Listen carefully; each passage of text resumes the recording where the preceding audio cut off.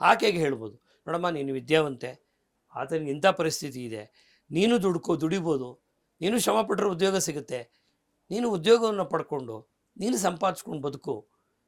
Is not in a position to pay. ಹೌದು. Why you are demanding him, ಆದ್ದರಿಂದ ಅಂತ ಹೇಳ್ಬೋದು. ಹಾಗಾಗಿ ವಿಶೇಷವಾದಂಥ ವಿಶೇಷ ಪ್ರಕರಣಗಳಲ್ಲಿ ನ್ಯಾಯಾಲಯ ಒಂದು ಏನು ಜೀವನಾಂಶವನ್ನು ರದ್ದುಪಡಿಸ್ಬೋದೇ ಹೊರತು ಸಾಮಾನ್ಯವಾಗಿ ರದ್ದುಪಡಿಸಲ್ಲ, ಕೊಡಲೇಬೇಕಾಗತ್ತೆ. ಕೊಡೋಕ್ಕಾಗದೇ ಇಲ್ಲ ಅಂತ ಏನಾದರೂ ನೀವು ಹೇಳಿದಾಗೆ ಮಾಡಿದರೆ ಅದರ ಒಂದು ಪರಿಣಾಮ ತುಂಬ ಕೆಟ್ಟದ್ದು. ಜೈಲಿಗೆ ಹೋಗಬೇಕಾಗುತ್ತೆ. ಸಾಮಾನ್ಯವಾಗಿ ಯಾರು ಹೋಗಲ್ಲ, ಕೊಡ್ತಾರೆ, ಕೊಡಬೇಕು.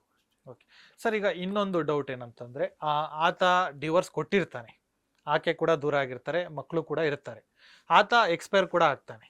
ಆ ಸಂದರ್ಭದಲ್ಲಿ ಆತನಿಗೆ ಕೂಡ ಆಸ್ತಿ ಇರುತ್ತೆ, ಆಸ್ತಿ ಇದ್ದು ಆದರೆ ಆತನಿಗೆ ಯಾರು ಕೂಡ ಇರಲ್ಲ, ಎಲ್ಲರೂ ಕೂಡ ತೀರ್ಕೊಂಡಿರ್ತಾರೆ ಅಥವಾ ಬೇರೆ ಬೇರೆ ಆಗಿರ್ತಾರೆ.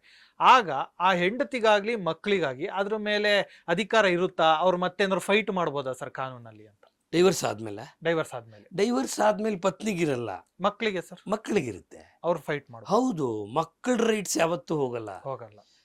ಡೈವರ್ಸ್ ಆಗಿರೋದು ಅಪ್ಪ ಅಮ್ಮಂಗಷ್ಟೇ. ಮಕ್ಕಳ ಅಪ್ಪಂಗೂ ಮಕ್ಕಳಿಗೂ, ಅಮ್ಮಂಗೂ ಮಕ್ಕಳಿಗೂ ಏನು ಡೈವರ್ಸ್ ಆಗಲ್ಲ. ಮಕ್ಕಳಿಗೆ ಹುಟ್ಟಿನಿಂದನೇ ಅವ್ರಿಗೆ ಕೆಲವು ಹಕ್ಕುಗಳಿದೆ, ಬರ್ತ್ ರೈಟ್ಸ್ ಅಂತೀವಿ ನಾವು, ಇನ್ಹೆರಿಟೆನ್ಸ್.